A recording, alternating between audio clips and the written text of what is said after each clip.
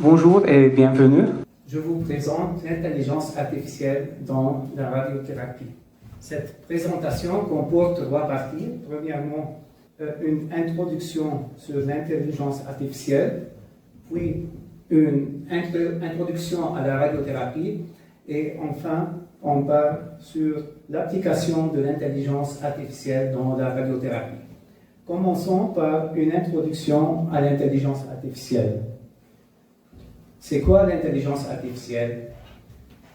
L'intelligence artificielle est un ensemble de théories et techniques mises en œuvre en vue de réaliser des machines capables de simuler l'intelligence humaine. Pourquoi l'intelligence humaine? Parce que les êtres humains agissent et fonctionnent très bien, mais le problème est qu'ils sont limités par leur capacité de mémoire et leur capacité de calcul. Alors, l'objectif de l'intelligence artificielle est de permettre aux machines qui se caractérisent par une capacité de mémoire illimitée et une capacité de calcul très rapide de penser et d'agir comme des êtres humains. Pour cette raison, je vous montre un petit exemple pour comprendre mieux comment fonctionne l'intelligence artificielle. Imaginons qu'on va préparer un modèle d'intelligence artificielle qui va prédire s'il va pleuvoir ou non. Qu'est-ce qu'on fait? Pour plusieurs jours, on collecte une base de données, on mesure les valeurs de l'humidité et de la pression pour plusieurs jours antécédents et on regarde à la fin de la journée s'il va pleuvoir ou non. Là où il y avait de la pluie, il existe la couleur bleue, et là où il n'y avait pas de la pluie, il existe la couleur rouge. Puis après, on répartit ces données dans un graphe. On remarque qu'il y a une droite qui sépare les jours où il y avait de la pluie des jours où il n'y avait pas de la pluie. Alors, pour un nouveau jour, on va prédire s'il va pleuvoir ou non. Qu'est-ce qu'on fait? On prend les valeurs de l'humidité et de la pression pour ce jour-là et on cherche dans notre base de données le jour où on avait des valeurs proches de ces valeurs-là. Ici, on peut regarder que le 5 janvier, il y avait exactement les mêmes valeurs. Là où il y avait de la pluie, alors on peut dire pour ce prochain jour qu'il va pleuvoir. Mais le problème, c'est que en réalité, on utilise une base de données beaucoup plus grande. Pour cela, nous avons besoin d'un ordinateur. On ne peut pas visuellement trouver la solution et d'une façon rapide. Alors, pour faire un modèle d'intelligence artificielle, nous avons besoin des données. Dans notre exemple, c'était l'humidité et la pression. On appelle ces données des caractéristiques ou bien features en anglais. En réalité, on utilise des variables inconnues, x1 et x2, mais en général, on utilise beaucoup plus que 2 paramètres. Ici,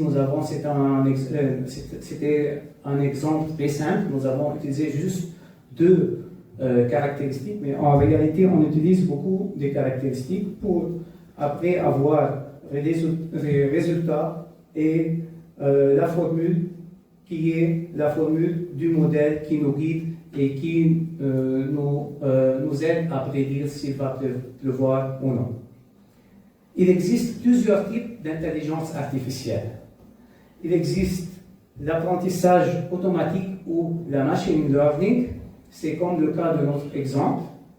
Il existe une relation simple, une droite qui sépare les 2 caractéristiques ou paramètres. C'est l'apprentissage supervisé ou supervised learning, le cas de notre exemple.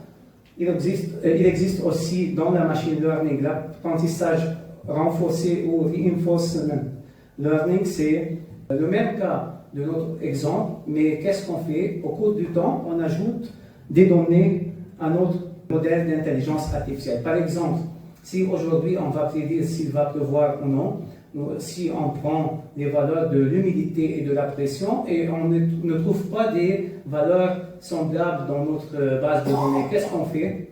On attend la fin de la journée et on regarde s'il va pleuvoir ou non. Et on prend ce résultat, on l'ajoute dans notre tableau. Alors pour un prochain jour, après, si on aura les mêmes résultats, les mêmes paramètres, on peut savoir s'il va pleuvoir ou non d'après notre tableau. Alors on ajoute des données dans notre tableau. Il existe aussi l'apprentissage non supervisé. C'est sans avoir des résultats, on sépare nos paramètres ou bien les caractéristiques de notre modèle. Il existe l'apprentissage en profondeur, c'est la deep learning, et l'intelligence hybride qui combine différents types de fonctionnement d'intelligence artificielle. Pour comprendre mieux l'apprentissage en profondeur, la deep learning, on va la comparer à la machine learning. Nous avons déjà vu que la machine learning fonctionne comme un neurone. Il reçoit des signaux à l'entrée, puis il nous donne directement la réponse qui est la sortie ou bien le résultat. Par contre, l'apprentissage en profondeur, dans l'apprentissage en profondeur ou bien la deep learning, la répartition des données est un peu plus compliquée. Par exemple, ici, on peut séparer les points rouges avec un cercle. Pour avoir le cercle, nous avons besoin de faire plusieurs droites pour avoir la forme du cercle.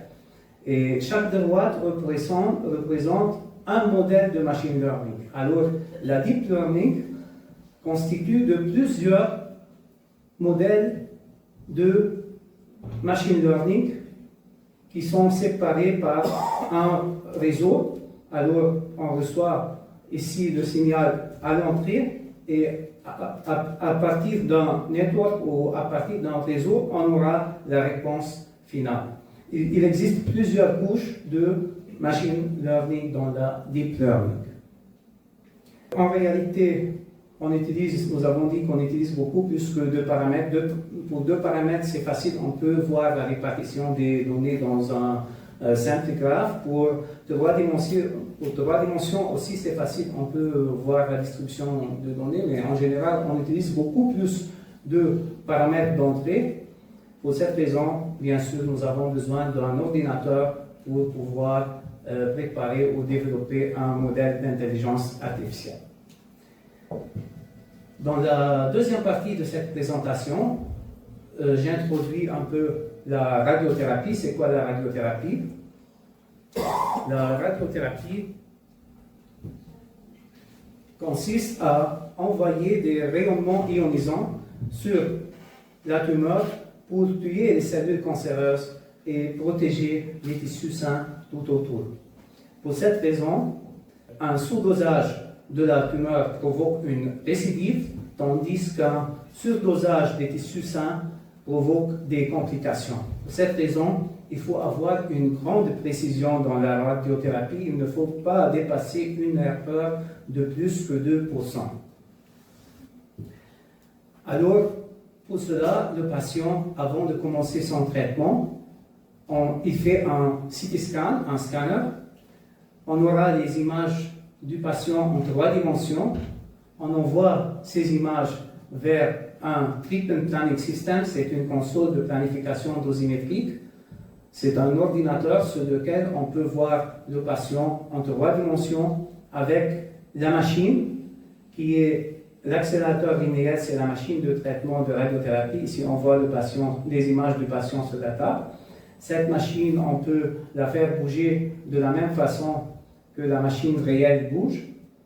Et après, on teste sur les images du patient au lieu de tester sur le patient. On peut faire plusieurs essais et après choisir le plan le plus convenable dans lequel on peut mettre la dose prescrite dans la tumeur et protéger les tissus sains tout autour.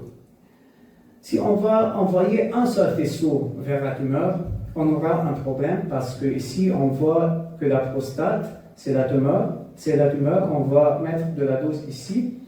Au cours du travers des rayonnements ionisants des tissus sains, ils provoquent des lésions dans ces tissus. Pour cela, qu'est-ce qu'on fait? On envoie les rayons de plusieurs directions pour avoir dans l'intersection des champs la dose la plus élevée et dans les tissus sains tout autour une dose plus faible pour protéger les tissus sains. Pour cette raison, l'accélérateur linéaire qui est la machine de traitement de radiothérapie tourne autour du patient et envoie les rayonnements de plusieurs directions. C'est pas facile de faire un traitement radiothérapie, ça consomme beaucoup de temps, entre quelques heures et quelques jours, juste pour la préparation du traitement. Il existe plusieurs étapes de préparation après que le patient fait l'image, l'examen scanner. Il existe la partie contourage. On contourne la tumeur et les organes à risque sur chaque coupe scanner du patient. Après, on positionne les faisceaux, comment on va envoyer les faisceaux pour protéger les tissus sains et l'énergie, quelle énergie on va utiliser. Il existe beaucoup de paramètres qu'on a choisis ici. Puis, la troisième étape consiste à faire l'optimisation et voir la distribution de la dose dans le patient pour voir si on a respecté les tolérances ou non. Je vous montre un petit exemple d'une planification dosimétrique d'un traitement du poumon. Ici, nous avons contouré une tumeur pulmonaire avec des organes à risque. D'habitude, le contourage se fait sans l'utilisation de l'intelligence artificielle. Le contourage se fait d'une façon manuelle, ça consomme beaucoup de temps. De plus, des algorithmes de contourage sont apparus qui se basent sur le seuillage. Ils donnent des résultats fiables juste pour les poumons, mais pour d'autres organes, on ne peut pas faire des contours automatiques sans l'existence de l'intelligence artificielle. Puis après, on positionne les champs et on envoie les rayonnements de plusieurs directions. Ici, on voit que la dose la plus élevée, c'est la couleur rouge, se trouve dans la tumeur, et plus qu'on s'éloigne de la tumeur, plus qu'on aura moins de doses pour protéger les tissus sains.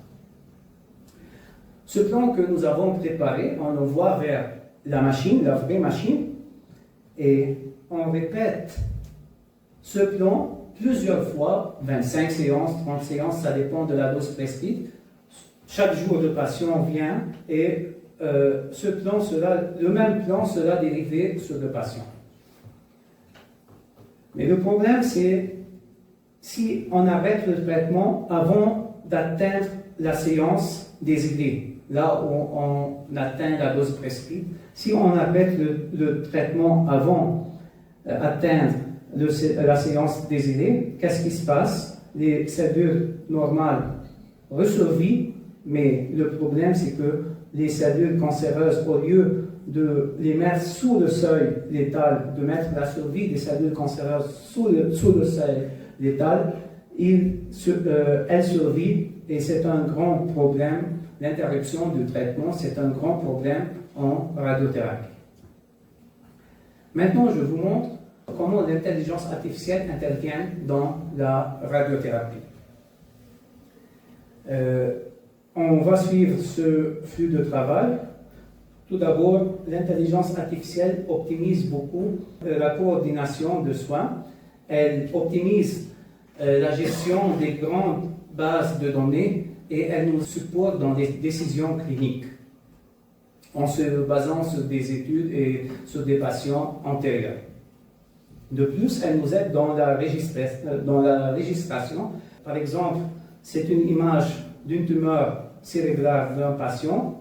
On peut voir bien le contour de la tumeur sur l'image IR1. Par contre, on ne peut pas voir la place de la tumeur sur l'image scanner qui est nécessaire pour le calcul de la dose en radiothérapie. Qu'est-ce qu'on fait? On superpose ces deux images et on fait le contour de la tumeur sur l'image IR1. On aura la place du contour sur l'image scanner.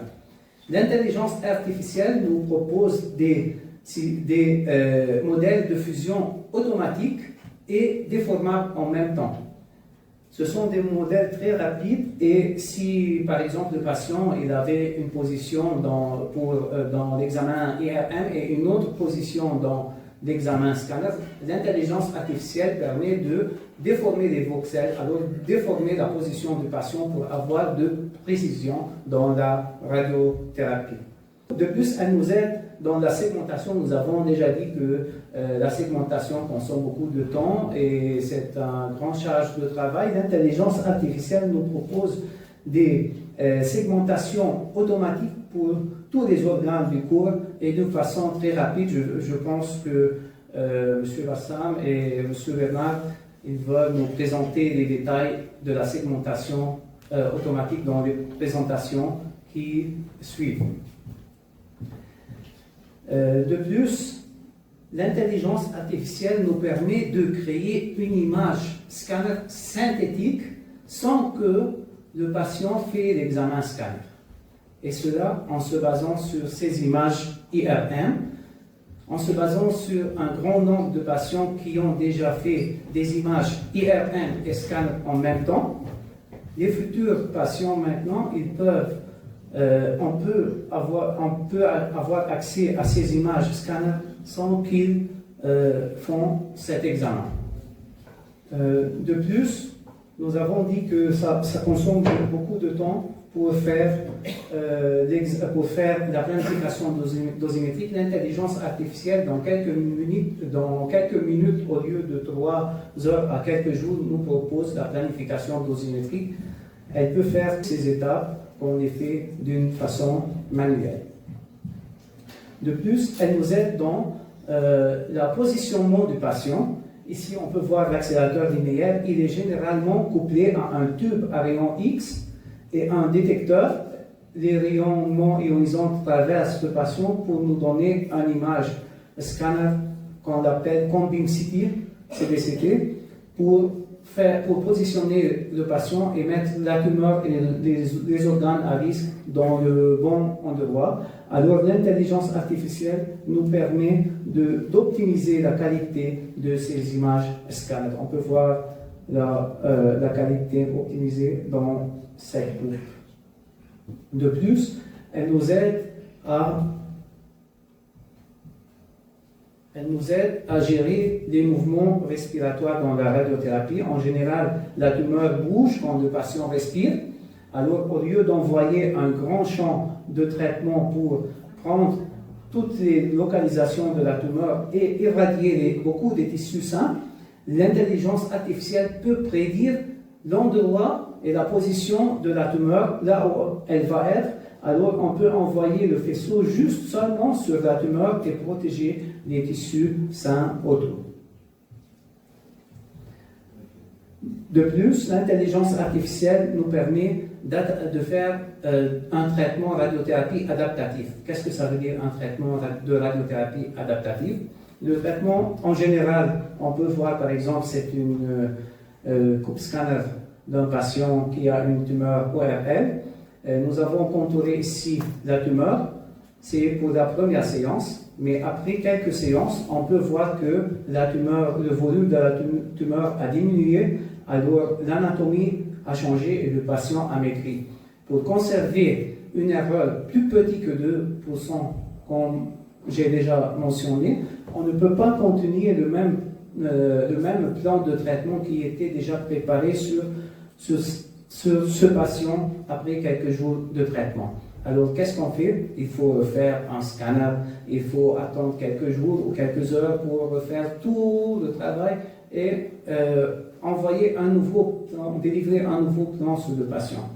Alors, l'intelligence artificielle nous permet, elle profite du Combing CT, de l'image qui est faite en temps réel avant la séance de traitement, et elle ajuste le plan initial d'une façon automatique et très rapide sur la nouvelle anatomie du patient. Et de cette manière, on n'arrête pas le traitement. Nous avons déjà vu dans la deuxième partie de cette présentation des effets secondaires qui résultent de l'arrêt du traitement. De plus, c'est un autre exemple ici. Si le volume de la vessie diminue, alors aussi nous avons besoin d'ajuster le plan de traitement. Il existe des machines qui se basent sur l'intelligence artificielle qui préparent, qui préparent ce traitement d'une façon très rapide, de quelques minutes quand le patient est allongé sur la table. C'est une machine, elle s'appelle ITOS, qui se base sur l'intelligence artificielle. De plus, l'intelligence artificielle nous aide beaucoup dans le contrôle qualité. D'habitude, en général, avant de commencer la première séance de traitement, on met un fantôme avec un détecteur dedans et on délivre le plan qui est préparé pour le patient, mais avant de le délivrer sur le patient, on le délivre sur ce fantôme et on compare les résultats délivrés par la machine aux résultats calculés sur l'ordinateur pour être sûr que c'est le bon traitement et c'est la dose qu'on désire, elle est délivrée au bon endroit. Ça consomme beaucoup de temps. Actuellement, grâce à l'intelligence artificielle, on peut dépasser cette étape sans la faire en se basant sur des données, une grande base de données des patients antérieurs pour lesquels nous avons déjà fait ce contrôle et le plan dosimétrique. Enfin, l'intelligence artificielle nous aide aussi à prédire les résultats cliniques des patients, incluant la survie globale, la progression de la tumeur, la récurrence de la toxicité et beaucoup d'autres paramètres. Merci pour votre attention et je suis à votre disposition si vous avez des questions.